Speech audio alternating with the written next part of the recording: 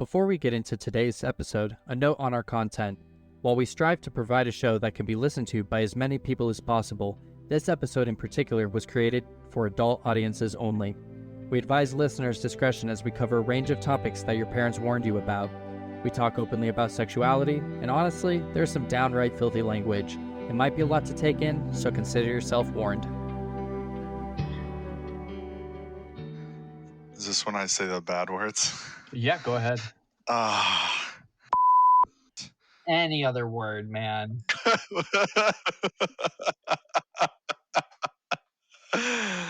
Starting strong. So annoying. All right.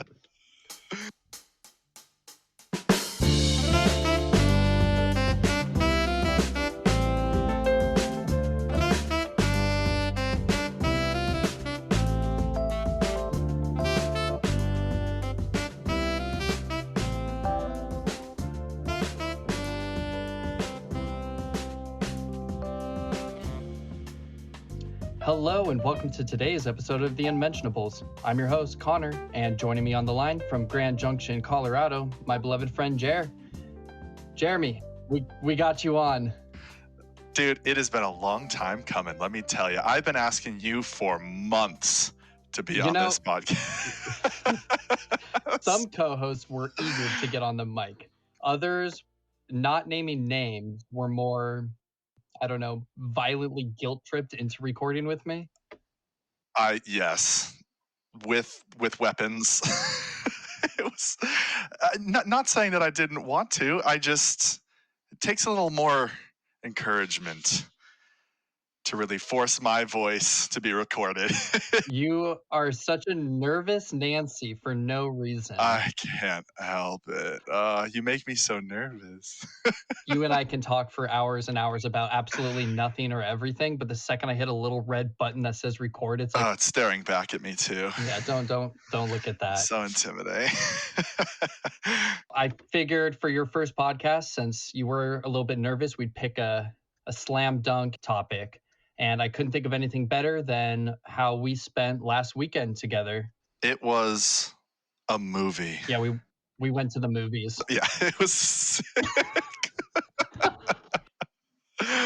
Deadpool Wolverine was nuts. What did we actually do? Group of 16, I finally tricked my long-term girlfriend, Jess, into tying the knot and doing the thing. And we thought, hey, if we're going to do this thing once, then let's do Vegas with 14 other people. It was sick, dude. Airbnb, massive mansion in the middle of a desert, well water. I kind of wanted to drink the water, but I didn't. Yeah, everybody wants superpowers until it actually comes time to get superpowers. Until it comes down to drinking well water, yeah. No, it was crazy. That B&B we had was perfect. When you think about getting 14, 16 people in one house together, you need a gigantic house. And I think everybody had a bed. It was 4 bathrooms or something like that. They had a awesome pool, ping pong tables, it had tennis court, outdoor projection screen that we did not use, hot tub, which let me tell you, $120 a day extra to heat the hot tub in August in Las Vegas is, it's kind of a no-brainer, to just skip out on that. Yeah, we're penny pinchers here, Well, yeah, $6,500 for 3 nights at an Airbnb, and we're pinching pennies when it comes to heating the unnecessary hot tub. It was worth every penny, though, right? Oh my God! Yeah, we'll split 16 ways. It's $100 a night. You can't find that at Circus. I enjoyed the time out just as much as I did at the B&B, just hanging out.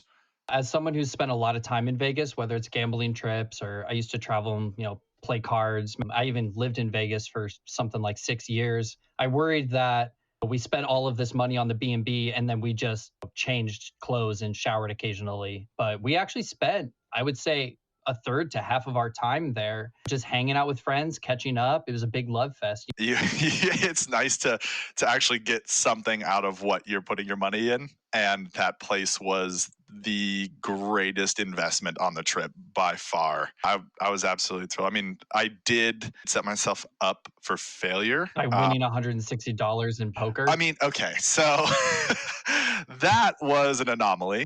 I could say that it was skill, but I think I have more luck than skill. And I did take everyone's money, yours included. Document this, Hopefully everybody. he leaves this in, but I played pickleball the first night barefoot for about half an hour, and I had like $50 sized bruises on my big toes. It was an excellent idea for sure. First night there, let's just play barefoot pickleball. Dude, okay, it was awesome. And let me tell you, my dex was through the roof because I didn't have shoes to slow me down. Really feeling the court. You can't really describe that. Walking the remaining 2 days, definitely reminded me. We won. That's the important So part. it is. I mean, I think I won in every aspect of the trip in multiple ways. Yeah, everybody keeps asking me, hey, how did the trip go? Did you guys have a good time? And I keep saying, nobody got really hurt. Nobody got arrested. And the bride and groom are still planning on getting married. So I call that a win. Absolute win. I love the way you guys planned this bachelor party. So it was roughly 6, 7 girls and the rest guys. Friday night, we all flew in. We hung out at the B&B. We ate pizza or something and just, caught up with everybody. Saturday, early morning, we split the boys and the girls, and each of us had our own agendas. Which, like, historically, bachelorette parties are always separate, but we are so blessed just because all of my friends are Jess's friends. It makes it so much easier. I think that it was great having my guy time, and I know that Jess had a blast with her girls, but having everyone together, it felt better. I mean, the Friday night and Sunday when we were all together, I had more fun with the entirety of the group than I did separate. I guess more fun is a wrong way of putting that. It's cool seeing all of my favorite people and all of Jess's favorite people melding together so perfectly. Seeing it all come together and here's first night in and we're all just having a blast. Like it was a beautiful thing. It was really something. It was a beautiful thing. Everybody got along. Everybody was just so happy to be celebrating you all. And you said something there that really resonated with me. And I think it's the fact that you get to kind of take a step back and look at these friends you've had since, kindergarten, hanging out with your high school friends, hanging out with your, these friends that you've made in your early 20s. Yeah, I mean, we're talking 2 of them I met in preschool. 1 I met in elementary. I've got all these connections with these people that I've met throughout my life, and it was I don't have change. You what? Why? Oh, you owe me change. Oh, yes. Sorry, Zex is paying me for poker currently.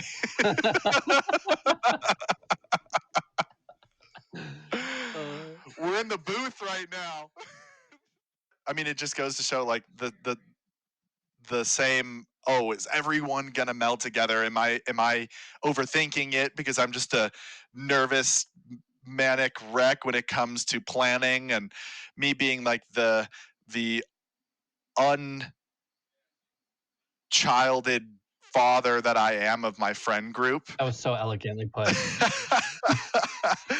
The unchild, I don't even know what I said, but the undaddy daddy that I am when it comes to my friend group and planning things. I'm of course going to be thinking, oh wow, who is this person going to be talking to when they're alone? Are they going to have somebody who gets their kind of humor, who is interested in the same type of things? Is conversation going to come naturally? As it unfolded, all I had to really think about, after the first night was, wow, all these people that I love me, and if they all share that, then I think that they're gonna be just fine. I think one of the things that Dan and I really meld on is we both share this hobby of getting these special characters in our lives, these really close friends, often very unique in different ways, and throwing them all together in a big group, whether it be a party or, a weekend getaway or anything, and just watching it happen like mad scientists. And I I'm so happy that you got to have your experience, because that's the thing, Jeremy. You put it all together, you did the work, you chose who was going to be there. And so now you got to take a step back and look at the culmination of your efforts. And I'm so happy that it was as beautiful as it was. It was perfect. I mean, I can't think of anything that I would have changed or done differently. I think that we had plenty of time to relax and talk and get to know each other, and also spring to action and kick ass and adventure out and lose money together. And I think there's no better thing that you can bond over than your collective hate of a dealer. So I want to talk about Saturday, Okay. AKA the manliest day of my life. I put this together thinking, what is the most stereotypical manly chest hair, work boots day? It was exactly what you wanted it to be then. We wake up at 7, 8 o'clock in the morning, and we do a round of golf, 18 holes. No, slow down. What's the first thing that we get when we get to golf? Massive hand-carved drinking horns. That was such a great idea you had. The idea that I had alone.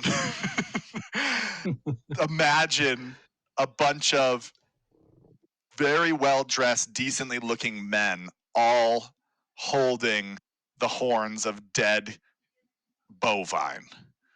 I mean, I have mine sitting right next to me right now. It's one of my favorite features of this room. It's beautiful. It's artistic. It has a great story. It was an excellent gift to your party. I got off the phone with Jason yesterday. He told me that, hey, man, I don't know if it's just mine, but I can't get rid of this cow smell that's inside of it.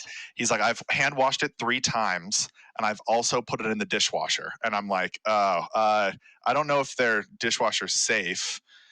I look it up online. It says, please avoid using the dishwasher or the microwave. And he's like, fuck, damn it. I was going to eat a 1-minute brownie out of this thing. No way, man. Mine came right out of my suitcase, knocked off everything else that was on that shelf, and then I placed it. I don't even want to drink out of it. It's too pretty. I guarantee there's a couple packing peanuts in the tip of this thing, too. I don't want to have to drink with. So, golf. We show up. Tee time's at 9. It is already mid-90s. First of all, I'm not a huge golfer. I like it, don't love it. But I was like begrudgingly down to do it because it was what you wanted to do. And almost everybody else in the bachelor party, golfs. I heard that the girls were going to a water park. And so I was a little bit mad. But oh my God, it was an absolute blast. That's the thing, is like none of us are on the tour, right? Like there's some of us that look like they are, but you see them swing and that changes pretty quickly. There's some of us that don't look like we are, and they're actually some aces, but we're just there to have a good time. The heat was bad. I'm not going to pretend like it was a gorgeous place. It was beautiful. It was nowhere near as bad as I think any of us were expecting. I think everybody had a really great time. It was competitive in the front and super casual in the back, between the 4 groups of us. I mean, I played very okay for myself, which you gassed me up way more than I deserve when it comes to golfing. I've never golfed with anybody better than you until I golfed with people that were better than you. That's what I did with Jess. I just make sure that she didn't have any serious boyfriends before me, so she doesn't know anything better than me. Well, and I know the listeners are very curious on how I did. And I will say that most of the time I hit the ball. I made contact and it went towards the hole. You were already set up for a disadvantage, right? You didn't want to use your clubs, so you rented clubs. And you're also golfing wrong from the start. Left-handed. It's all backwards. I mean, your shoes, come on.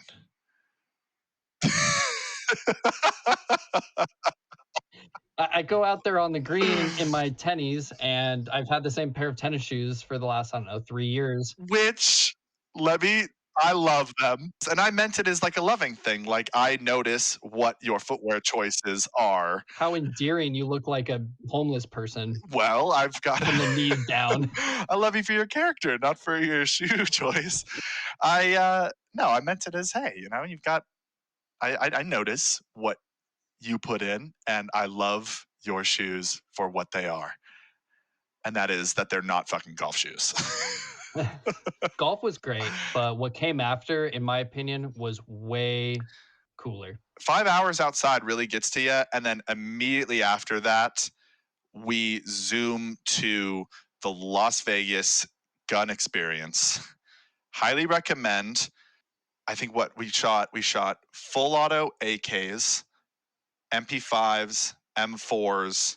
You did the light machine gun too, right? Yes. So Max, love him to death. He's got a fucked up collarbone. It was, of course, he buys the most expensive package, which had an M249 saw, belt fed 5.56, which is incredible. $30 a round, 50 cal, Barrett, absolute menace. Didn't kick as much as I thought it would, but the guy loads it into the magazine, racks that thing back, and I turn to him and I say, man, that must give you a chubby every single time you do it. And he said, of course it does. That's why I work here. I would be wrong if I didn't get a little Nice. hard. God, I got a little bit frisky watching him rack that thing. I think what was so great about that was that we had something slow, long, fun in its own right, but a little bit longer than most of us wanted to start the day. But then we got this exciting, blood pumping rush that lasted all of 30 minutes. It just revved our engines. We walked out of there with a new life. And yeah, it was expensive, but what isn't these days? And we walked out of there 30 minutes later with the biggest smiles on our faces, I think. And lead poisoning. And also, yeah, we were slightly contaminated the rest of the day. Yeah, I've never shot fully automatic firearms before, and that was something. That was an You can't experience. describe it. I mean, I have my own personal guns. They're all semi because the licensing and all the hoops you have to jump through to get full auto weapons is just ridiculous. So to be able to go there, pay one flat fee, and have some weird instructor with his zipper down for the all of 4 seconds it takes to unload your clip, it goes by fast, but you can't describe it. It's nuts. You really have to try not turning around to the group of giddy dudes behind you with like the biggest smile on your face. Yeah, we were all a bunch of school children in there, man. We're just exactly what Jess said. I showed her the videos last night. I got them from Zach. I showed them to her, and she's like, you guys are like a bunch of kids. Because after every single video, it was us shooting and then turning around like, did you see that? And then people jumping up and down with their hands fanning in the air. It was just the coolest thing ever. And it was exactly what we needed to like start up the rest of our night. Absolutely. I love the next day. I'm sitting down with Alexa. We're all outside at the pool. And she said, so did you guys have a really good time shooting? I was like, yeah, absolutely. It was awesome. It was crazy. She's like, yeah, was the kickback really bad on the guns? And I think 3 of us at the same time were like, no, it wasn't bad at all. Like, it was nothing. She's like, that's weird considering you all have matching bruises on your on our right shoulders. Yeah.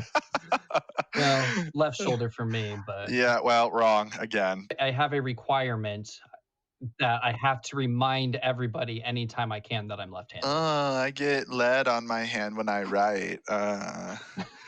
It's because I use a different part of my brain. I'm more creative. Yeah. We went back to the house. We got fancy. Shit, shower, shave. Everybody's already saying like, oh yeah, that was a pretty manly day. Like they went golfing in the morning. They drank out of drinking horns. They went shooting fully automatic.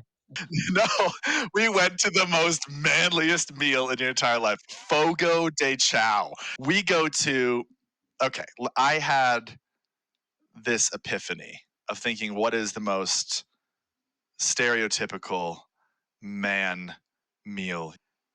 Meat. Fogo de Chao, Brazilian steakhouse. It's an aggressive overload of protein. We had 16 different kinds of meats brought to us. The guy gave us a quick rundown. Hey, if you've ever been here before, no, yes, okay. Here's a little coin. You've got a green side, you've got a red side. Green meant give me an anxiety attack by how much meat you're going to throw at me. And red meant, oh my God, I'm having an anxiety attack. Please stop throwing food at me. Green means go. He said, hey, there's a salad bar over there. Nobody's touched it in 15 years. I filled up a plate and I think I had like one piece of bread the entire time. It was just staring back at me. It was really quite sad. It was 16 different kinds of meat. We had pork belly, filet. We had spinach stuffed chicken. We had pork chops, bacon wrapped everything. And these gentlemen and ladies are very efficient in what they do. I asked him before, hey, when can we expect these? He said, oh, they're coming. And he was absolutely right in saying that. It was an onslaught of meat in my face and in everyone's face. Some of them had really thick accents, so I couldn't understand what they were saying, but they're holding this gourmet, delicious meat in front of me. And what am I going to say? No. My plate is just getting stacked with this and that and this and that. Oh, it was the meat sweats. Absolute man versus food, meat sweats. And I thought it was hilarious how they plop this massive spit right next to you. They saw off this huge chunk of meat, and then they always stop at the end and they expect you to grab these little tiny baby grabbers, this massive chunk of meat. But when you have your knife in one hand, your fork in the other, you're chewing, your jaw's hurting, you're profusely sweating, you're looking at everyone else like, is this a believable situation? I can't believe that we're here. And then looking up and you've got this gentleman staring down at you and he smells like Bleu de Chanel and he slices off this huge chunk of cow and he looks down at you and you look up at him and you make this beautiful eye contact for this brief moment and then he looks over at your grabbers and you swipe that thing, plop it on your plate. By the time it's already on your plate, you've got another gentleman behind you also smelling of Bleu de Chanel. And it's overwhelming, but in like the coolest way ever. It was a whirlwind. I think we were there for what, like an hour and 20 minutes, but it felt like we were there for 10 minutes. To me, it felt like I was there for 15 minutes and I ate 1.5 pounds of meat. But not only do they do once a round where you have a chance to eat every single thing, then they start taking requests. If they do their first round and you're still hungry after, they take that personally. And the lady comes around, she says, you know, kind of passive aggressively, like, well, your sign's still green. Was there something that I could get requested for you? And I said, yeah, sure. Yeah, I'd love some ribeye. 4.5 minutes later, this guy comes with a tomahawk and he says, all right, I just want you to like hold on to the bone while I cut this. And I said, okay. He chops the steak in half and just it falls onto my plate, bone and everything. Dude just chopped me off like $60 worth of ribeye. I've never seen you more excited than when a guy asks you to hold his bone and then 4 seconds later you've got a massive slab of meat on your plate. Yeah, I can't argue with that. You're technically correct. Dinner was great. And we were, 2 blocks from the strip? Somebody said something along the lines of, I don't know who in their right minds would walk through the desert to get to the strip.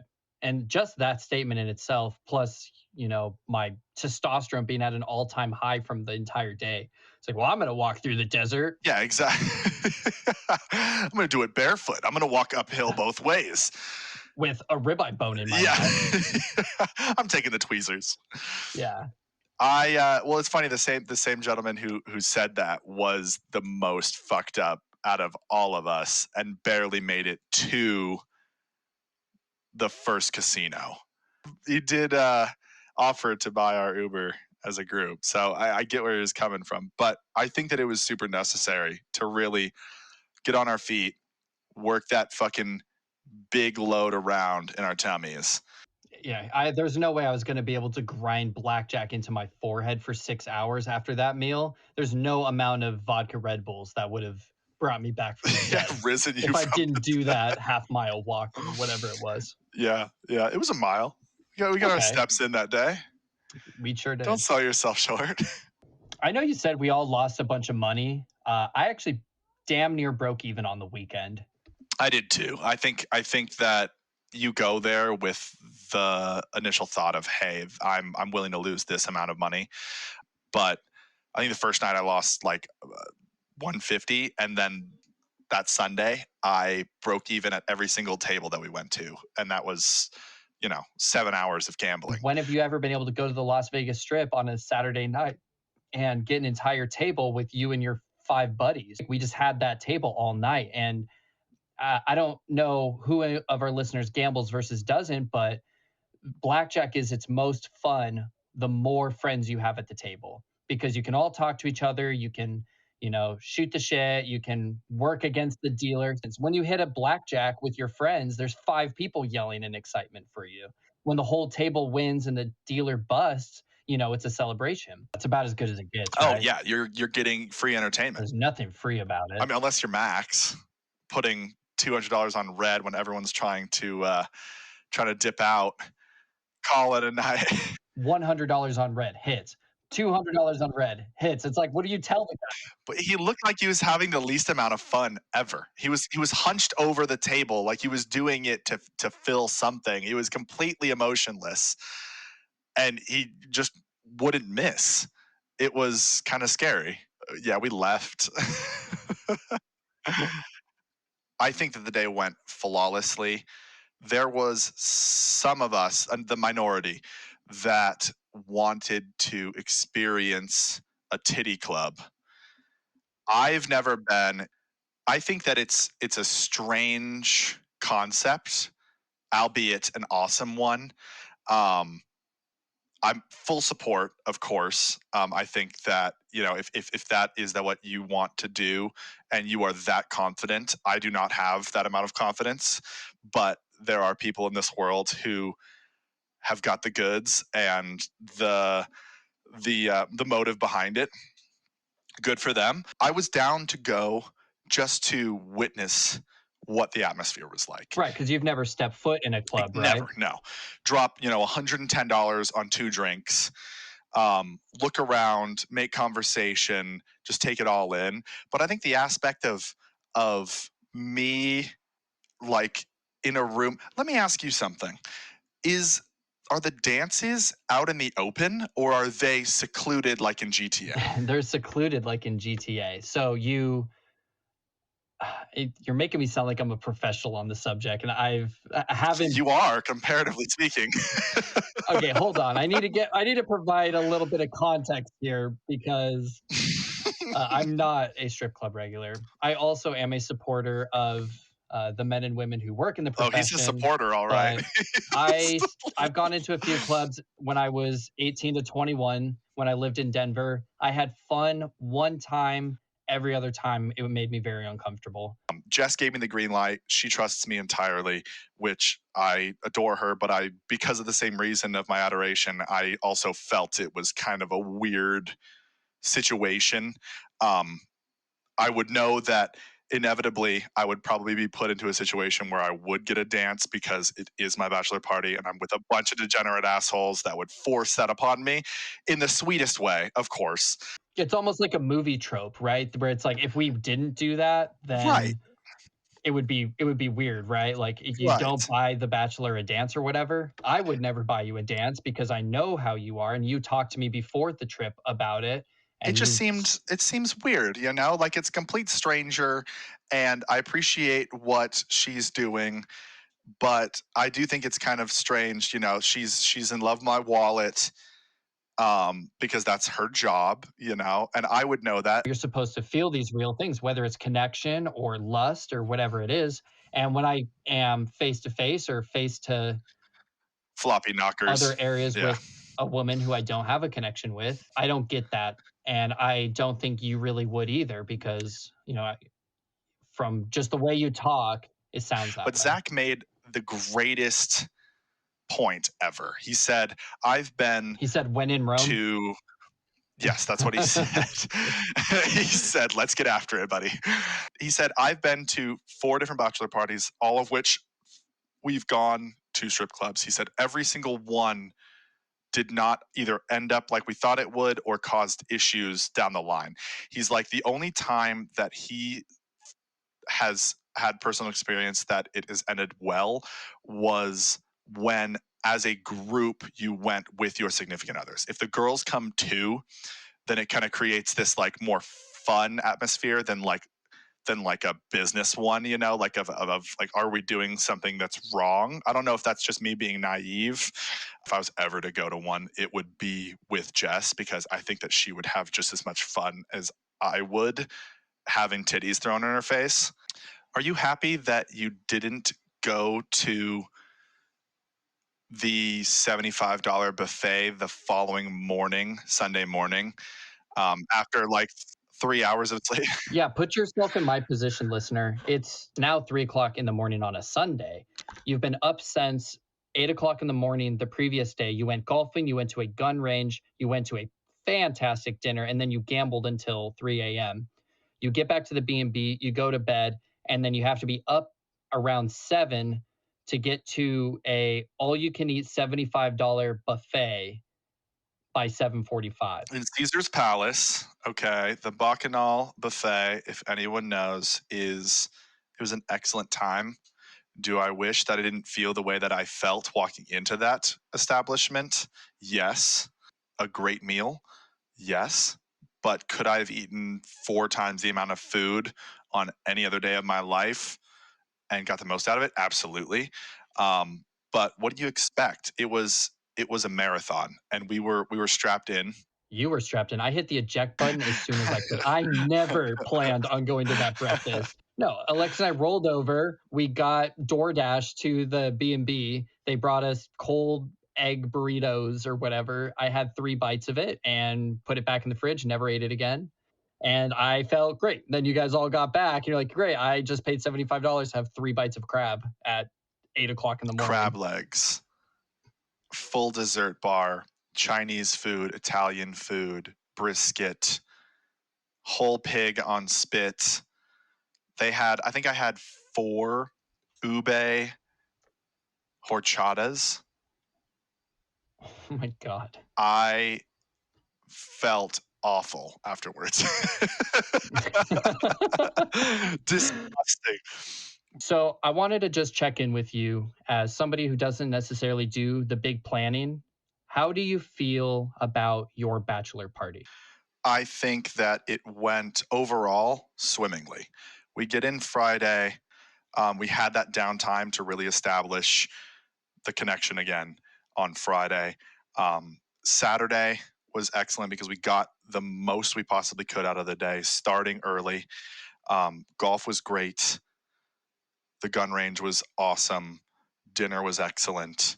Gambling was everything I could want it to be, only being down, $150, but absolutely running a table for hours, going on our little walk adventure through the Flamingo Park, dancing with strangers. I put on some moves for some nice ladies that were sitting outside. No one else noticed, but they definitely noticed. Sunday was awesome. More downtime at the B&B, really getting all we could out of the place, because it was a spot that I don't think I'm ever going to stay at again. Pushing Fremont that night was awesome. I personally love Fremont more than the Strip because it seems more homey. It's older. The gambling is cheaper. The drinks are stronger. It just it feels more authentic to me, and I'm glad that we did that as a group. overall, it was exactly what we thought it was going to be and more. I wouldn't change truly anything. And, knowing that this is going to be my one and only, I thought that we did a great job of planning and seeing it through. And I'm so thrilled and blessed that I have the people that I do that wanted to be a part of it and helped along the way and made sacrifices in personal life or put time away from work. It was seamless. I felt like everyone had as much fun as we did from the people that I asked, and I'm the type that wants everyone to have more fun than myself, to really put together those memories, make it one for the books. And I think that there wasn't a person there that didn't have an awesome time. It was just great. What did you think of it? Takeaways? Were there things that you would want to do differently or see differently or wish differently?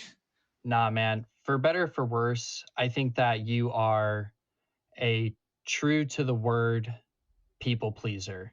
I think that you put a lot of pressure on yourself to make sure that those around you, especially those that you cherish and love and want to have a good time, you make sure that they do. And I think that every single person grew closer to one another. They had an absolute blast with the decisions that you made about what we were going to do. None of us were really stressed about inner details of plans, the rides, the when are we going to eat, everything went, as you said, it went seamless. And I think that as a big people pleaser, I think that you should be very proud of yourself for the event that you put on. Personally, I had an amazing time. It's always a great time with you. That's why I cherish you so much, is that I am my happiest self when I'm around you and Jess and these select people that you have chosen to be close to. I don't think you picked any bad apples, and I think everybody had a really great time together. You're getting married, buddy. Holy shit, dude. Just reminded me. Oh my God. We've got 5 weeks? 5 weeks, dude. It's going to be crazy. It's going to be a party, my friend. And I guess with that being said, that's going to wrap us up for this week. Did you have any last second thoughts? How do you feel? Do you feel good about being on the podcast? Fantastic. This is it's one of those things that, I can talk with you for hours. If it's playing video games or checking in every day or every other day, we can go off on some tangents and talk about whatever we want to talk about, crazy subjects, this and that. But just the thought of a red button changing that was just creeping into my mind, eating it away, and I should have never let it, because it's exactly what I'm used to in talking to you. I had a blast. This was great, and thank you for having me on, and thank you, listener, for listening to my voice. That's it, buddy.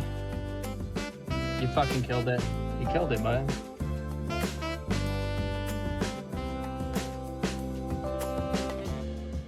Thank you for tuning in to today's episode of the Unmentionables Cast, your weekly bite-sized dose of nonsense. If you liked the show, tell your friends. And if you didn't, well, recommend us to your adversaries and we'll torture them on your behalf. If you want to get in contact with us, send all questions, comments, concerns, issues, problems, and suggestions to theunmentionablescast@gmail.com. The show will always be free, but if you'd like to support us directly, you can do so at patreon.com/theunmentionables. Don't forget to subscribe, like, follow, thumbs up, or ring a bell to help pump up those juicy stats for us, and we'll catch you next week. Now we're going to get into an ASMR segment. I'm going to be screwing on this raspberry tea. Give me a second. I'm going to take a drink.